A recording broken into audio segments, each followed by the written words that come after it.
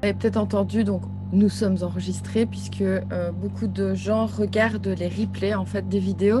Les replays vont vous être envoyés, hein. Je sais que les 2 derniers n'ont pas été envoyés parce que tout simplement on a été en congé et puis la personne qui se charge de faire ça revient seulement lundi. Donc vous allez récupérer tout ça, tout vous sera envoyé par mail. Donc les 2 derniers webinaires vont vous être envoyés par mail dès la semaine prochaine. Ainsi que celui-ci d'ailleurs. Donc, de toute façon, vous pourrez retrouver toute la Summer Academy par lien. Alors, ce sont des liens qui ne seront accessibles qu'aux gens inscrits. Donc, il faut avoir le lien pour pouvoir y accéder. Ce sont des vidéos non référencées. Donc, je sais que le premier qui a été diffusé a été regardé par une 60aine de personnes déjà, donc qui sont que des agents immobiliers. Donc, on est content de voir que ça intéresse pas mal d'agences belges et françaises d'ailleurs, puisqu'on s'adresse également aux Français depuis le début, enfin depuis quelques mois, quelques semaines. On commence à collaborer avec le nord de la France. Donc voilà. Alors aujourd'hui, je ne vais pas vous représenter FlexVision à moins que vous en ayez besoin, mais au pire, si vous avez besoin de savoir exactement ce qu'on fait, qui on est, si jamais vous ne nous connaissez pas, bah, n'hésitez pas à m'envoyer un petit mail et on se fait un petit quart d'heure de rendez-vous pour que je vous explique, ça n'engage évidemment à rien, pour que je vous explique ce qu'on fait et ce qu'on fait pour les agences essentiellement et les agents. Alors, aujourd'hui, donc, on va parler de quelle est la différence entre travailler avec une agence de com ou avoir du personnel en interne. Alors, c'est pas vraiment pour prêcher pour notre paroisse, parce que vous allez voir que notre conclusion, elle est assez mitigée dans les deux sens. Enfin, il y a du pour et il y a du contre dans les deux. Et la solution idéale est un mix des deux. D'ailleurs, je vais vous expliquer que chez la majeure partie de nos clients, c'est plus ou moins, on travaille toujours dans une sorte de mix entre nous et du personnel en interne. Alors parfois, c'est juste l'agent principal, hein, mais je vais tout vous expliquer. Et je vais aussi vous expliquer comment évaluer aussi une bonne personne en interne, parce qu'il y a des bons profils ou des mauvais.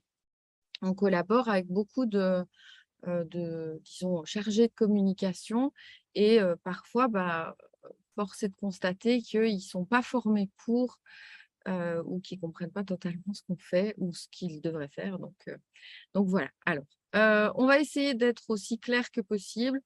Si vous avez des questions, n'hésitez pas à les poser. Il y a pas de questions qui me dérangent. Personnellement, je suis ouverte à toute forme de questions et j'ai l'habitude d'avoir les plus, les plus dures, donc vous inquiétez pas. Alors d'abord, la première chose qu'on se rend compte que la majeure partie des agences et des agents immobiliers ne comprennent pas, c'est que la communication, aujourd'hui, tout le monde pense qu'il faut engager un community manager et il va faire ça très bien. Or, la communication, c'est le mariage de plusieurs métiers et je vais les lister. Donc, il y a le graphisme.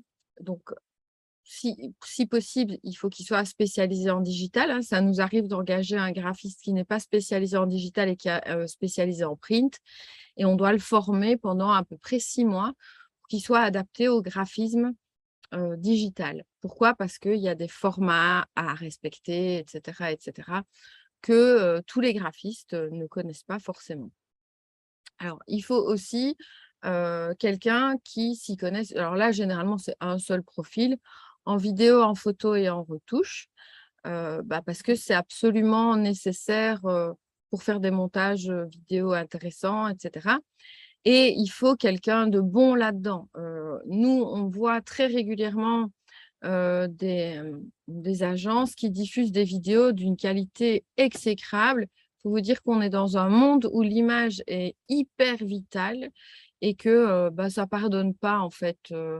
Vraiment quelque chose qui a un mauvais son ou un fond vraiment moche ou une qualité d'image inférieure, bah, ça va être une diffusion qui va perdre en visibilité. Il y a un impact réel là-dedans. Alors, vous, évidemment, si vous diffusez une vidéo moche, que vous savez être faites à l'arrache, etc., vous allez vous dire: «Oh, c'est pas grave, ça passe». Mais nous, on sait parce que parfois, il y a des clients qui nous livrent une vidéo qu'ils ont faite à diffuser telle quelle. On le fait, mais on voit la différence entre, le taux de visibilité d'une vidéo bien faite et d'une vidéo mal faite. Et alors, par exemple, on a fait récemment un test sur Flexforimo Instagram. Vous pourrez aller voir. On a demandé à un community manager de faire un reel et on a demandé ensuite à un spécialiste en montage vidéo de faire le même reel, enfin le même contenu. Donc, c'était un reel qui diffusait des 3 livres à lire en marketing immobilier là maintenant. Les résultats du community manager sont inférieurs aux résultats du vidéaste professionnel. Et là, on a les chiffres qui sont très clairs. Alors, le taux de visibilité est pas, fondamentalement différent. Je pense qu'il y a 500 vues de plus. Enfin, c'est quand même un 5e en plus. Mais par exemple, on sait que sur Instagram, ce qui est important, c'est les actions que les gens vont faire, notamment le fait d'enregistrer le post. Eh bien, alors que c'est le même contenu, la vidéo professionnelle a eu un taux d'enregistrement, je pense 10 fois supérieur à la vidéo pas professionnelle, enfin faite par un community manager dont le métier est de créer du contenu, mais il n'est pas vidéaste. Donc généralement, voilà, ça c'est les 2 premiers métiers. Ensuite, on a le rédacteur SEO, donc qui écrit pour le référencement naturel. C'est un métier à part, hein. Je veux dire, moi, c'est ma formation initiale. Ça veut dire que si j'écris pour un format papier, par exemple, j'écris pour le magazine Fédéria, je ne vais pas du tout me soucier du référencement, je ne vais pas travailler des mots-clés particuliers, etc., parce que ça va être imprimé. Donc, en soi, je vais écrire mon texte de fond tel que nécessaire. Si par contre, je prends le même texte et que je veux le diffuser sur le web, je vais reformuler totalement mon article pour qu'il respecte les règles de la rédaction SEO, c'est-à-dire un nombre de fois certains mots-clés répétés à certains endroits précis, dans certaines intertitres, donc les H2, H3, etc. Je vais aussi écrire des métadescriptions en fonction de ça, etc. Je vais utiliser un champ sémantique différent, c'est-à-dire que on va devoir vraiment, quand on écrit pour le web, on essaie d'utiliser si par exemple je veux écrire sur, prenons le marketing digital, eh bien, il y a tout un nuage de mots-clés qui tournent autour du marketing digital et je vais veiller à les utiliser quasiment tous pour m'assurer que l'article remonte. Donc ça, c'est de la rédaction SEO. Ensuite, il y a community manager. Alors, un community manager, c'est quelqu'un qui sait faire des posts sur les réseaux sociaux. Une secrétaire n'est pas community manager, on le verra après. Un community manager maîtrise tous les réseaux sociaux et leurs règles. Il y a des règles très précises. Je vous prends un exemple. Facebook, on recommande qu'il n'y ait qu'un seul hashtag. On sait qu'à plus de 2 ou 3 hashtags, la publication perd en visibilité. Instagram, il y a encore quelques temps, c'était 30 hashtags. Alors, ils ont perdu un petit peu de valeur ces derniers temps, mais un community manager, par exemple, sait que le hashtag perd de la valeur sur Instagram ces derniers temps. Un community manager, là, il s'est déjà informé et formé à TikTok parce que c'est le nouveau réseau tendance. Je pense que c'est notre sujet de la semaine prochaine d'ailleurs.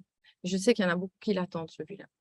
Donc, un community manager, en fait, il sait ce qui est tendance sur chaque réseau. Il ne sait pas forcément créer le contenu, mais il sait ce qu'il doit faire pour et il sait ce qu'il doit commander à d'autres. Donc, chez nous, nos community managers, s'ils ont besoin d'une vidéo, ils vont la commander au vidéaste. S'ils ont besoin d'un visuel, ils vont le commander au graphiste. Mais ils savent ce qu'ils doivent demander parce que c'est ça vraiment leur travail, c'est de savoir ce qui fonctionne. Donc actuellement, par exemple, les reels sur Instagram, ils savent combien de temps le reel doit durer, quelle musique il doit utiliser parce qu'il est au courant de ce qui est tendance. En gros, un community manager, c'est quelqu'un qui passe sa vie sur les réseaux sociaux et qui en connaît mais vraiment de fond en comble toutes les tendances. Si un community manager vous dit que oui, oui, vous pouvez diffuser un reel avec une musique achetée sur Internet et qui n'est pas une musique tendance, c'est qu'il ne connaît pas son métier, par exemple. Alors, on a aussi le métier de spécialiste SEA. Alors, un spécialiste SEA, c'est celui qui dépense votre argent.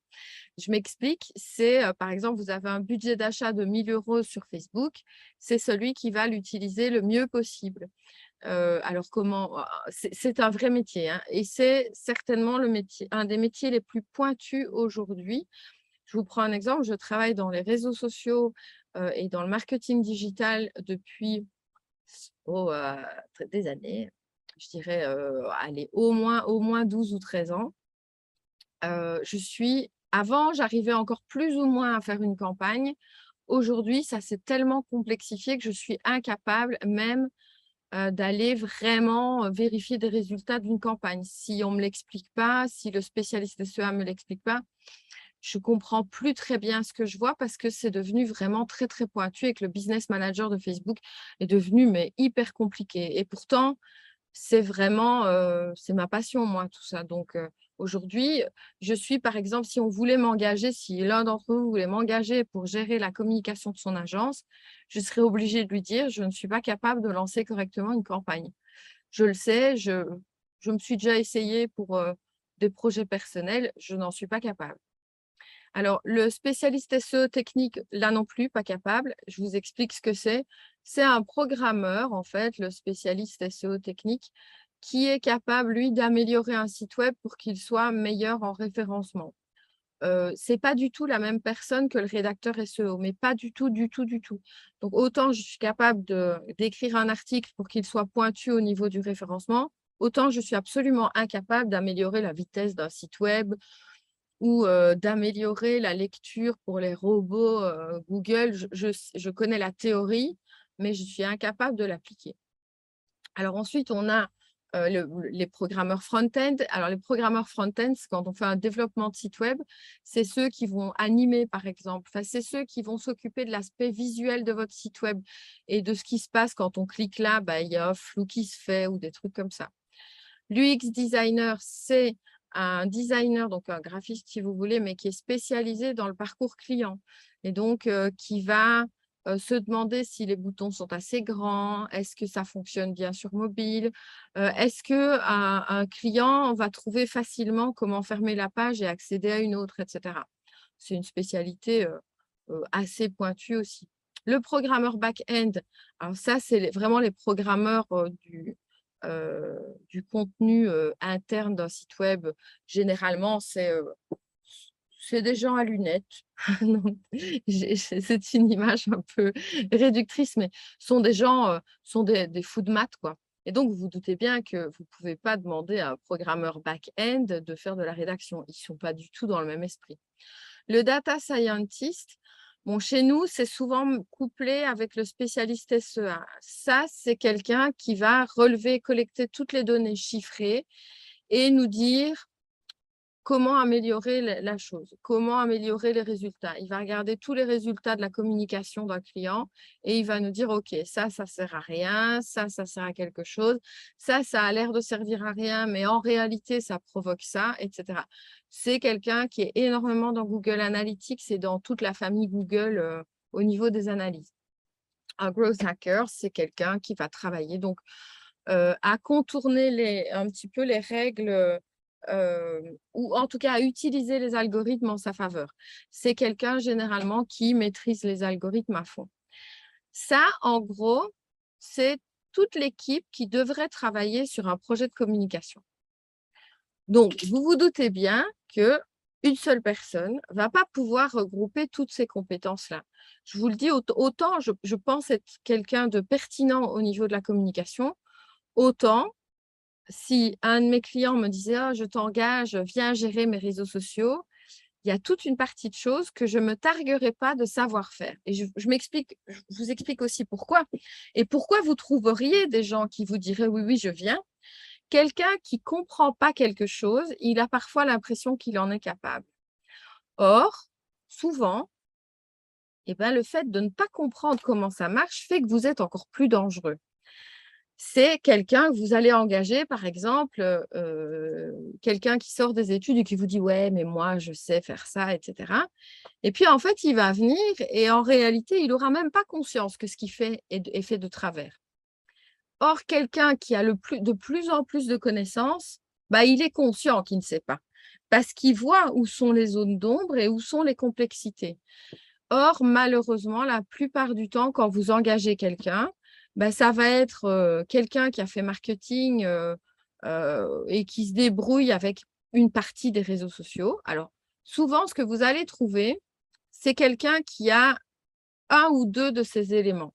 Je prends dans mon cas, par exemple, je pourrais être considérée comme rédactrice SEO, community manager.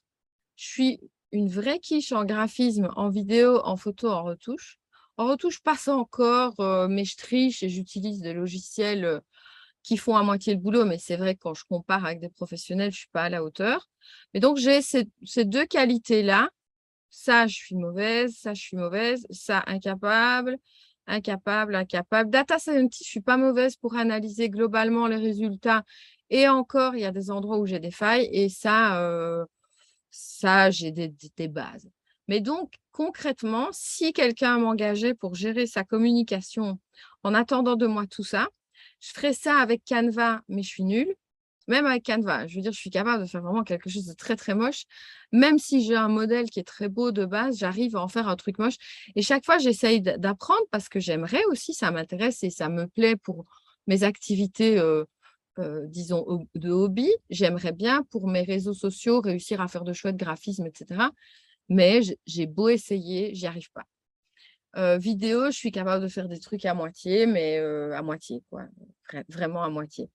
Bref, si quelqu'un m'engageait, je pourrais répondre à ces deux éléments-là, une partie là et puis alors tout le reste, je serais mauvaise et alors pire que tout, je serais une catastrophe ici, en spécialiste SEA.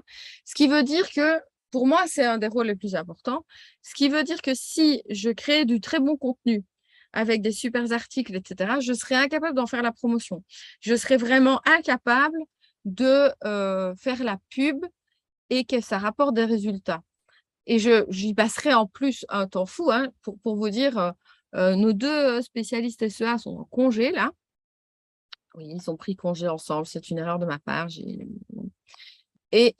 au final, hier, je devais aller chercher des résultats. J'ai mis 1 heure et demie à trouver ce que je cherchais dans le Business Manager, alors que ça leur aurait pris en tout et pour tout 3 minutes. Donc voilà pourquoi, une seule personne ne va pas pouvoir regrouper toutes ces compétences, mais on va essayer de détailler. Alors si on regroupe quand même, parce que forcément, si vous embauchez quelqu'un, il vous coûte moins cher. On est d'accord là-dessus. Ça, c'est sûr. Il vous coûte moins cher à l'heure que nous, hein, à l'heure. On va dire qu'un employé correct va vous coûter dans les 25 € de l'heure. Je vais réexpliquer encore. Et nous, on tarife à 75 ou 80 € de l'heure, ça dépend. Bon, on va prendre votre employé en interne. Il a des compétences, donc en général, il va avoir 1 à 2 compétences comme je viens de le démontrer tout à l'heure, hein. Quelqu'un de bon peut aller jusque peut-être 3, allez, un truc du genre. Tandis qu'en agence, forcément, toutes les compétences vont être représentées par, chaque fois une personne différente ou 2 ou 3 en fonction de la taille de l'agence. Chez nous, on tourne, allez, le moins qu'on ait, c'est 2 personnes dans une discipline et on va jusque 7, 8 personnes dans certaines disciplines. Et en IT, alors là, ils sont splittés dans plein de parce qu'il y a encore des sous-domaines en IT, je ne vais pas rentrer dans les détails, mais il y a des spécialistes de plein de trucs. Mais je suis restée dans vraiment, les grandes bases. Alors, au niveau de la formation, bah, l'employé en interne, si vous voulez qu'il apprenne, c'est vous qui financez sa formation. Alors, il faut savoir, par exemple, je vous donne un exemple chez nous, je ne sais pas comment ça fonctionne dans les autres agences, évidemment. Chez nous, nos employés sont obligés d'avoir 2 heures et demie de formation hebdomadaire. 2 heures et demie de formation qu'on finance, hein. Non seulement on paye leur temps, évidemment, mais en plus, on finance des formations. C'est-à-dire que, par exemple, toutes les nouveautés qui sortent, bah, on va former, on va payer la formation. Alors, c'est pas des formations comme on est en train de faire là, ce sont des formations hyper pointues. En général, une formation, c'est souvent dans les 3 000 €. Faut donc concevoir que, ah bah tiens, il y a des nouveautés, chez Google, et alors Google offre, certaines formations, hein, évidemment, mais il y a des gens qui vont aller former, surtout aux États-Unis, on peut trouver des formations encore plus pointues. on va payer 3 000 €. Bon, ben ça, c'est quelque chose que vous ne payez pas évidemment quand vous travaillez en agence.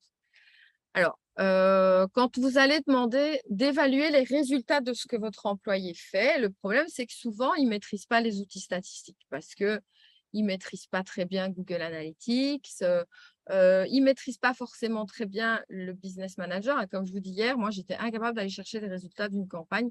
Je finis par trouver après 1 h 30, mais bon. Si je devais vraiment mélanger tous les KPI, donc tous les éléments qu'on vérifie, j'en serais pas du tout capable. Bon, bah, votre employé non plus. Donc, vous donnez un aperçu clair des résultats de ce qu'il fait, il va avoir une grande difficulté. Bon, tandis que généralement, chez une agence, moi, le bilan mensuel ou trimestriel des clients, bah, je le donne à quelqu'un, au data scientist, et je vais lui dire, écoute, est-ce que tu peux me dire ce qui va pas, ce qu'on peut améliorer? Et donc voilà, on va avoir quelque chose de très clair. Et puis, bah, autre problème, l'employé en interne, il va apprendre tout en faisant des essais-erreurs. C'est-à-dire que il va essayer un truc, il va voir que ça ne marche pas, OK, il va essayer un autre, il va voir que ça ne marche pas. Tandis que bah, l'agence, quand elle est spécialisée dans un domaine, évidemment, dans notre cas, par exemple, on fait quasi que de l'immobilier, de façon large, hein, mais on ne travaille pas qu'avec des agences immobilières, mais immobilier, construction, etc. Il y a des trucs où on s'est planté, évidemment, mais on l'a appris. Et donc, aujourd'hui, bah, on sait ce qui fonctionne et ce qui ne fonctionne pas. Donc, quand un client nous demande quelque chose et qu'on sait que ça ne marche pas, on va pouvoir lui expliquer pourquoi ça ne marche pas. S'il veut quand même essayer, on va essayer. À chaque fois, il va se rendre compte que, ah ben non, ils avaient raison, ça ne marche pas. Et donc, il bénéficie en fait des essais-erreurs, de la globalité en fait et de tout ce qu'on a pu essayer, sachant que on a des clients qui sont nos clients pilotes, donc dans lesquels on a une formule très particulière. Enfin, je ne vais pas rentrer dans les détails, mais on est payé au bien vendu, ce qui veut dire que nous, on doit mettre tout en œuvre pour qu'ils vendent un maximum de biens, évidemment, puisqu'on est payé au bien vendu. Et donc, c'est chez eux qu'on fait tous les essais, puisqu'on les prend à notre charge. Le client, lui, n'est pas impacté. Si ça ne marche pas, bah, c'est nous qui avons perdu de l'argent et pas le client. Donc, ce sont chez ces clients-là, finalement, qu'on fait tous les essais-erreurs. Et donc, tous les autres bénéficient de cette connaissance-là. C'est généralement comme ça que ça fonctionne quand vous travaillez avec une agence. Elle sait en général ce qui ne fonctionne pas. Alors, on va comparer aussi au niveau de la gestion des ressources humaines parce que, bon, il faut prendre nous, on a le cas, hein, il faut regarder la réalité des choses. Votre employé en interne, il ne vous coûte pas que ce qu'il est supposé vous coûter. En gros, on va prendre dans un salaire moyen de ce que vous devriez payer pour avoir un bon employé, de ce que nous, on payerait pour avoir un bon employé. C'est-à-dire quelqu'un qui a quand même des compétences. Donc, si c'est quelqu'un qui accepte de venir bosser chez vous pour 1 500 € net, posez-vous des questions. Ça n'existe pas chez nous, dans de vraies personnes compétentes, ça n'existe pas. Et donc, il va vous coûter, admettons, 48 000 € brut. Je prends la charge salariale totale. Mais sauf que, bah, il faut encore en déduire ses maladies, ses congés, qui sont à votre charge. Donc, alors on sait qu'aujourd'hui, en plus, il y a des champions de l'univers parmi les générations qui arrivent, etc.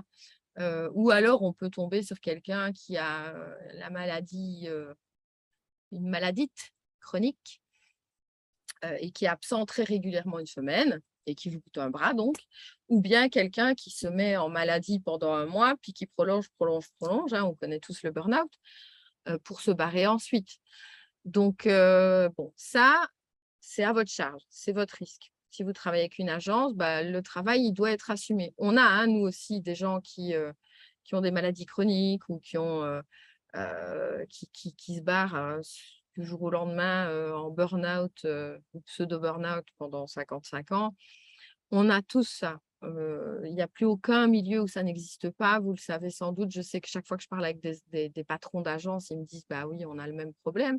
Bon, ben voilà. nous, dans notre cas, quand ça nous arrive, nos clients ne doivent pas être impactés.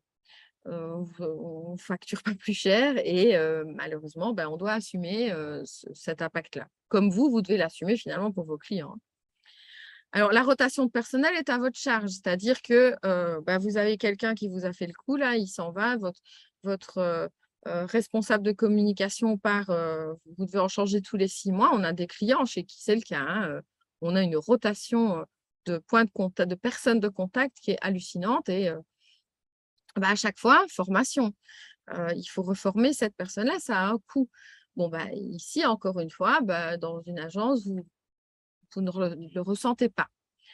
Alors, la rapidité d'exécution, on va voir un petit peu plus loin. Souvent, il va falloir à votre employé en interne beaucoup plus de temps qu'à la personne en agence. On va comparer. Et puis, le temps de formation, c'est sur le temps de travail, tandis qu'une agence ne vous facturera pas le temps que ses employés passent en formation. Évidemment, c'est pas, déjà, c'est pas sur votre temps de travail, c'est pas sur le temps qui vous est imparti, c'est sur le temps de l'entreprise. Alors, un employé en interne, alors vous pouvez encore bénéficier de certaines facilités, etc., mais même avec de bonnes facilités, il va vous coûter entre 38 ou 48 000 € par an en moyenne. Tandis qu'en agence, vous payez ce que vous utilisez. C'est-à-dire qu'en gros, comment ça marche un contrat avec une agence? C'est que la plupart du temps, vous achetez un nombre d'heures.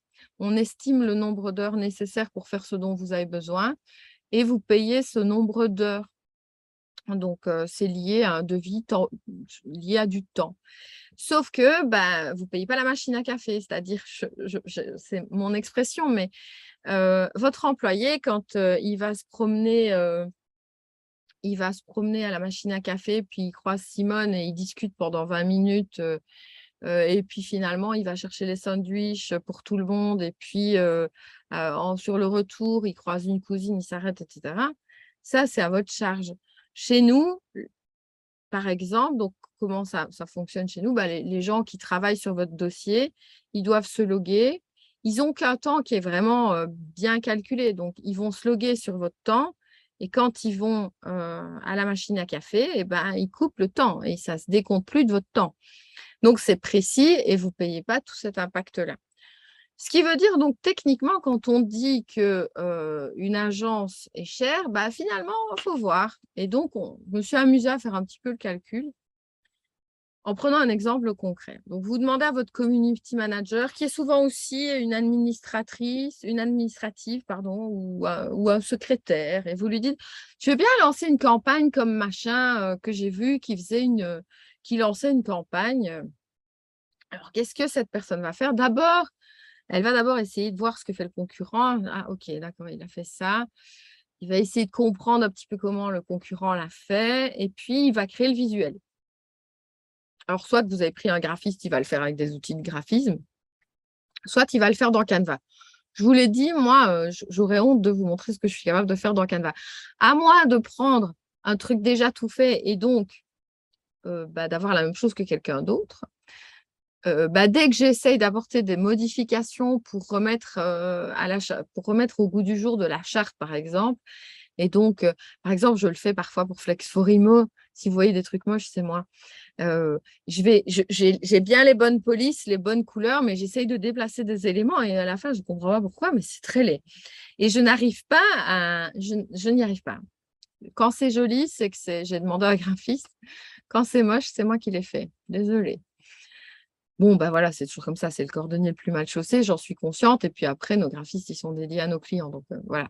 Mais en tout cas, en plus, quand j'essaye de faire un visuel, ça me prend 3 fois plus de temps qu'à mon équipe parce que eux, c'est leur métier. Alors, ensuite, il va devoir chercher comment lancer le type de campagne. Encore une fois, je prends mon exemple. Si c'était moi qui étais engagée pour ça, je vais regarder. Ah oui, j'ai mis regarder des autos. Je veux dire regarder des tutos. C'est le correcteur, ça. Je vais regarder des tutos. Alors, je vais parfois tomber sur des tutos de 2019 ou même de 2021. Et déjà, ça a changé 12 fois depuis. Donc, je vais essayer de comprendre comment ça marche, essayer de voir comment je dois déjà comprendre comment fonctionne le business manager. bonne chance. Donc, à moi de booster. Ou alors, je vais choisir de booster parce que j'y arrive pas et que je ne suis pas très douée. Et or, on sait qu'un boost a beaucoup moins de résultats qu'une campagne menée dans le Business Manager. Mais bon, soit je vais booster, soit je vais chercher dans le Business Manager et je vais mettre 6 heures. Après, je vais écrire le texte. Alors, moi, c'est mon métier, donc ça, je vais vous écrire un texte du tonnerre. Mais si pour peu que vous ayez pris un graphiste, par exemple, bah, il va écrire le texte du mieux qu'il peut. Très honnêtement, si nos graphistes écrivaient les textes, autant je les aime, autant ils ne sont pas doués en orthographe. Donc bon, il va écrire le texte en tout cas. Et puis, il va lancer la campagne, encore une fois, du mieux qu'il peut. Et ça lui aura pris la moitié de la journée, dans le meilleur des cas. Sauf que après, il va se rendre compte que la campagne ne fonctionne pas. Et vous allez dire, mais c'est fou, je ne vois pas la campagne, mais c'est fou, on n'a pas d'inscrits, mais c'est fou, il n'y a pas de réaction. Voilà. Alors, qu'est-ce qu'il va faire? En tout cas, moi, c'est ce que je ferais. J'irai voir et j'essaierai de comprendre. Je serais capable de chipoter pendant 3 heures, mais là, par exemple, chez nous, les experts SEA nous diraient surtout, tu chipotes pas, parce que plus vous chantez. Donc, une campagne, elle est en apprentissage. Pendant les premiers jours, elle apprend et elle s'améliore petit à petit. Et je ne le saurais pas et donc je vais chipoter dedans et puis l'algorithme va recommencer et donc on va recommencer depuis le début l'apprentissage. Et si par exemple j'ai mis une campagne de 7 jours, il va y avoir trop tripoté et en fait, elle sera restée en apprentissage tout le long et donc le résultat sera jamais le bon. Admettons que ça ait pris une petite journée de travail, vous êtes à 200 € ça vous a coûté 200 €. Tandis que, bon, prenons l'agence de com, vous lui demandez de lancer cette campagne. Votre responsable de projet connaît déjà ce que fait le concurrent, parce qu'on connaît plus ou moins tous ce que fait tout le monde, puisqu'on regarde. Hein. Il va commander le visuel au graphiste, il va prévenir l'expert SEA, il va rédiger le texte, l'expert SEA va regarder si ça peut marcher, et puis il va lancer la campagne. Donc l'expert SEA, généralement, il regarde si, selon lui, le visuel est au bon format, etc., etc. Il va regarder aussi si le message est suffisamment pertinent pour fonctionner. Et puis, il va lancer la campagne. Généralement, il a déjà testé ce genre de choses. Et maximum, tout ce passage de l'un à l'autre va prendre 1 heure. Donc, on est à 75 €. Et là, je pars le coût, la comparaison du coût, je pars sur la base d'un employé qui travaille vraiment 38 heures par semaine. Donc, 38 heures où il travaille.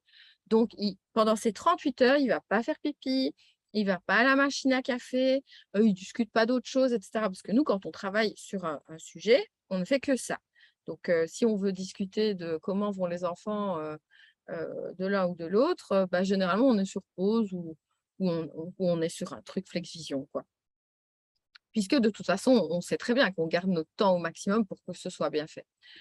Pourquoi? Parce que quand c'est pas bien fait, le client n'est pas content, on se fait engueuler, et cetera. Donc, ouais, c'est logique, hein. Et donc, c'est un employé qui travaille 38 heures par semaine, qui n'est jamais malade, jamais, jamais, jamais, avec une charge salariale de 43 000 € par an. C'est un salaire moyen constaté les 3 dernières années dans notre type de profession. Pour quelqu'un, et on a pris quelqu'un de jeune, hein, on ne vous a pas pris quelqu'un qui a 35 ans et 15 ans de bouteille. Hein. Non, non, on a pris quelqu'un de plutôt jeune, parce que généralement, vous allez engager quelqu'un de plutôt jeune. Donc voilà un petit peu. Et alors, le pire, c'est que vous pourriez faire encore pire. Je vous prends un autre exemple.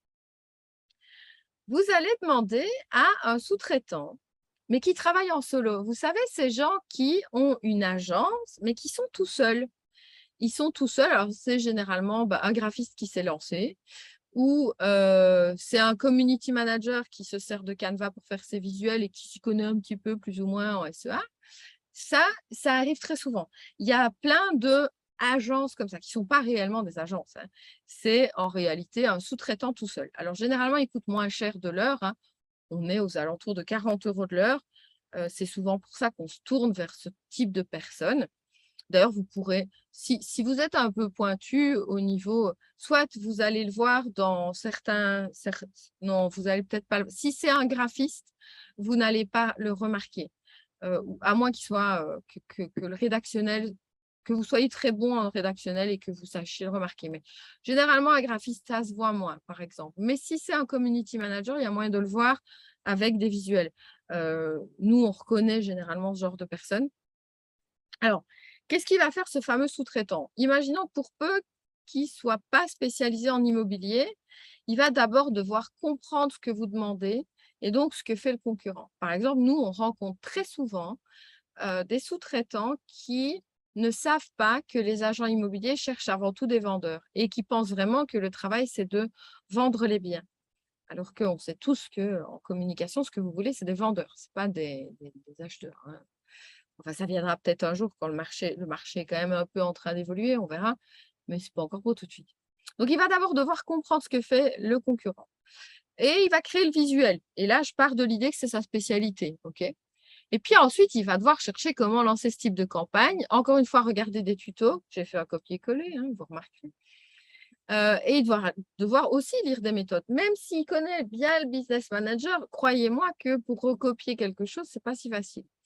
Il va écrire le texte du mieux qu'il peut, parce qu'il est graphiste. Il va lancer la campagne du mieux qu'il peut, puisqu'il n'est pas expert SEA. Et ça va lui prendre la moitié de sa journée dans le meilleur des cas. Après, il va se rendre compte, vous allez voir que vous n'avez pas de résultat, vous allez l'appeler, vous lui direz: «Ah, mais j'ai quand même pas de résultat». Et puis donc, il va essayer de modifier, et cetera, et cetera. Et il va y passer la journée et vous n'allez pas comprendre très bien d'où ça vient, mais vous allez être facturé pour 8 heures parce qu'il les a prestées, les 8 heures. Et donc, ça va vous coûter 320 € en moyenne pour ce genre de choses. Ça, c'est la situation la pire. Alors, par contre, avoir une personne en interne a de très grands atouts. La première chose, c'est qu'elle connaît parfaitement votre entreprise, elle connaît ce que vous aimez, elle sait quelles sont vos valeurs réellement, et cetera. Alors nous, on apprend à les connaître, mais c'est vrai que quand on débarque sur un projet, on découvre et que, tous les agents sont enfin non, les agents sont aucun les mêmes. En réalité, ni les agences, le ton à utiliser, le style de visuel, et cetera. Tout ça, ça s'apprend. Nous, on doit encore l'apprendre. Tandis que votre employé en interne, il est au quotidien avec vous et surtout, il est sur place et il peut créer des contenus sur le vif. Que nous, bah, oui, on pourrait venir tous les jours chez vous et vous photographier en train de travailler, mais ça peut vite coûter cher. Ça vous coûterait même une fortune et d'ailleurs, il y a personne pour qui on fait ça, hein. On va créer des contenus pris sur le vif. En fait, on va faire une journée de shooting, on crée plein de contenus et puis on les a et on les utilise sur plusieurs mois. Maintenant, c'est vrai que quelqu'un qui est sur place va pouvoir créer des contenus tout le temps. Et ça, c'est un atout qu'on n'aura jamais, clairement. C'est pourquoi la meilleure configuration au final, et c'est comme ça qu'on travaille avec la majeure partie de nos clients.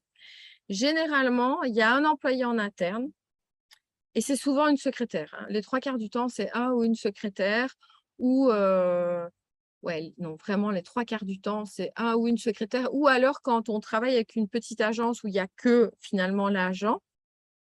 Bah là, c'est le patron, qui est en ligne directe avec nous.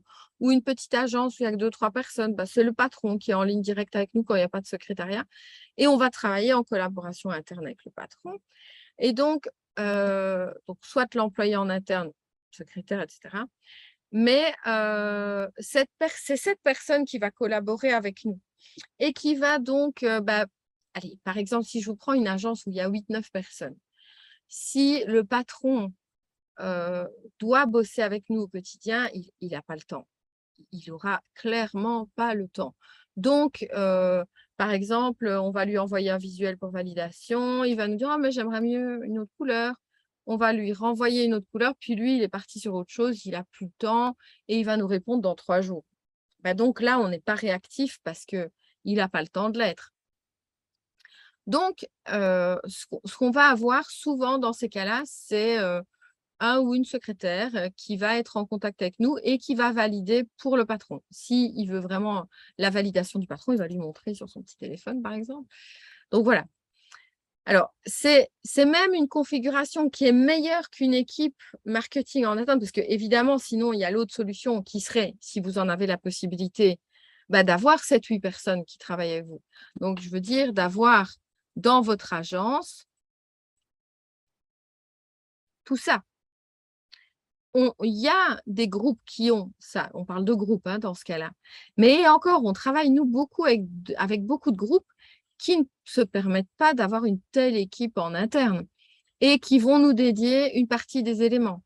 Il y a vraiment des grands groupes que vous connaissez tous qui travaillent avec nous, par exemple, pour de la rédaction, pour leur site web, pour le SEA, et qui vont nous donner, et qui vont, par exemple, garder le graphisme en interne. Et alors là, le graphisme nous est envoyé, etc.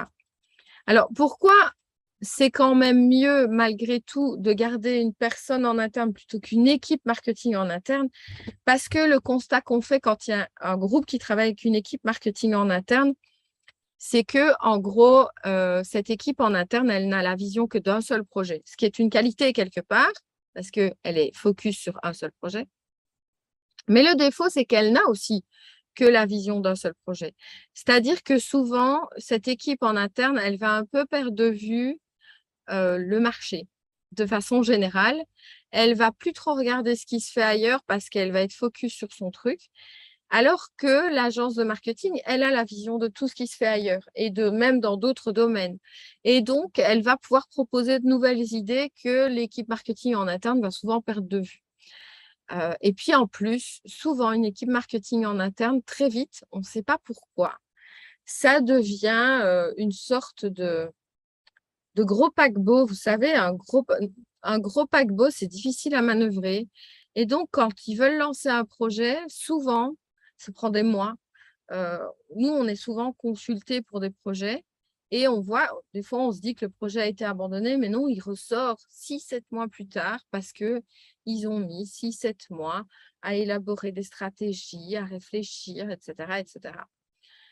Ou alors, par exemple, ils vont mettre des années à sortir un site web. Il sera sûrement très, très, très bien, hein, mais ils vont parfois mettre des années pour aboutir au truc parce que tout simplement, bah, ils doivent tout étudier pour un seul projet. Alors qu'une agence, généralement, va revoir le tout dans ses grandes lignes. Alors, pour nous, la meilleure configuration, en fait, c'est un mix des deux mondes. La conclusion, c'est pas que c'est mieux de travailler avec une agence, absolument. C'est que, d'ailleurs, pour nous, on a des agences où on n'a quasi pas de personnes de contact, mais même le patron n'a pas le temps. Bah, on est un peu en roue libre dans ce cas-là et pas toujours super à l'aise, nous, puisque bah, on ne sait pas si le patron est content, s'il n'est pas content, puisque tout simplement, ils nous payent pour faire leur com et ben, démerdez-vous. Et on fait on envoie les reportings, on arrive à avoir personne pour discuter des reportings et donc proposer des améliorations, etc. Donc, au final, c'est quand même mieux d'avoir une personne en interne qui a les aptitudes. Maintenant, voyons voir quel est le type de meilleure personne. Pour moi, le profil idéal d'un responsable de communication, alors ça peut être un ou une secrétaire, hein, c'est pas grave. Si dans des petites structures, c'est logique que cette personne ait une fonction administrative généralement, mais c'est quelqu'un qui comprend le secteur, mais qui a quand même une connaissance générale du marketing. On en a un avec qui on travaille et c'est beaucoup plus facile pour nous parce que cette personne ne va pas nous demander un truc qui n'a pas de sens et va être capable d'entendre de comprendre nos explications, en fait, tout simplement. Ça va être quelqu'un qui quand on va lui dire, «Ah bah oui, mais on a un bon taux de clic, mais un mauvais taux de conversion, donc c'est pas génial», et ben, cette personne comprend ce qu'on lui raconte. Ou en tout cas, elle est capable, si on lui explique une fois ce que c'est un taux de clic et un taux de conversion, elle est capable de l'intégrer, de le comprendre et qu'on ne doive pas lui réexpliquer à chaque fois. C'est quelqu'un qui va comprendre aussi ce qu'on lui explique quand on fait un reporting. Et alors, dans un monde idéal, cette personne aurait des bases en photo et en vidéo avec smartphone. Je m'explique.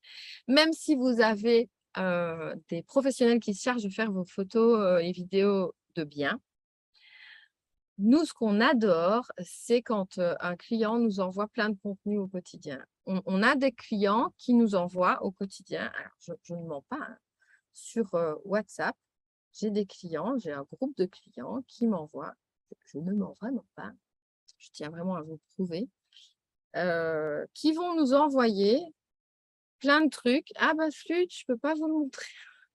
J'avais pas pensé à ce détail. Mince, c'est vraiment pas possible. Ah si, voilà.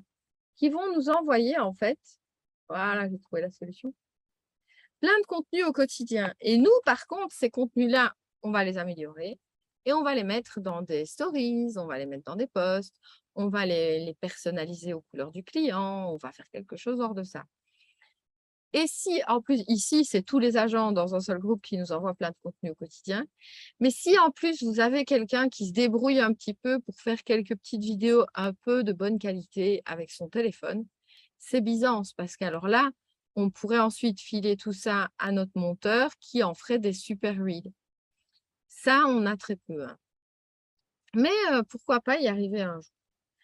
Voilà un petit peu, ah oui et puis j'ai noté qu'il soit polyvalent, bah, parce que généralement, c'est quelqu'un qui est rarement occupé à 100 sauf dans les groupes, hein. Dans les groupes, on a des gens, on travaille dans certains groupes, ils sont 3 au marketing et on est quand même une petite équipe, par exemple, de 7 personnes qui travaillent sur leur projet et ils sont full malgré tout ces gens, qui travaillent dans le marketing dans certains groupes. Mais dans une petite structure, il y a pas besoin d'un temps plein pour faire ça, loin de là, je dirais, allez, un quart temps, c'est largement assez, pour collaborer avec nous au quotidien de façon hyper efficace, heu, voilà. Donc pour moi, c'est un petit peu la solution idéale, c'est le meilleur des 2 mondes et c'est de mélanger le meilleur des 2 mondes et voilà, j'espère que ça répond un peu à vos questions. Heu, je vais de toute façon rediffuser tout ça à partir de la semaine prochaine comme promis. Maintenant, le prochain webinaire, je pense qu'il est très important pour vous. On va parler de TikTok parce que c'est pour moi le réseau du futur, enfin du futur, du présent même, parce qu'il est vraiment très, très actuel là. Il fait un boom exceptionnel et si vous le ratiez, ce serait comme, vous savez, toutes ces agences qui sont arrivées sur Facebook 5 ans après tout le monde et qui ont mis, enfin qui n'arrivent pas vraiment à rattraper finalement. N'oubliez pas que, par exemple, nous, on a lancé les premières agences, sur Facebook il y a des années maintenant, hein, Ces agences aujourd'hui, elles ont, 20 000 ou 25 000 abonnés. Bah, pour y arriver aujourd'hui, vous aurez du mal ou alors il va falloir que vous payiez une fortune. Les premières agences qu'on a lancées sur les réseaux, elles ont atteint 10 000 abonnés sans sponsorisation, donc il faut le comprendre. TikTok, ce sera la même chose et déjà là, il est tard. Donc je vous suggère d'y venir, enfin de venir au webinaire la semaine prochaine ou de le regarder en diffusion si vous êtes en congé et puis, bah, si vous êtes inscrit là aujourd'hui, vous n'avez plus rien à faire, vous serez inscrit automatiquement, hein, puisque vous êtes inscrit de façon générale à la Summer Academy.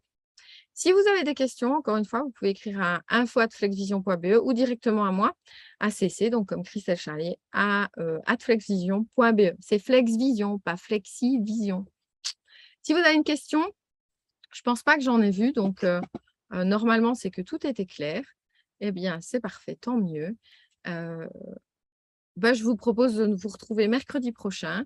En attendant, bah, je vous souhaite un beau mercredi et à très bientôt.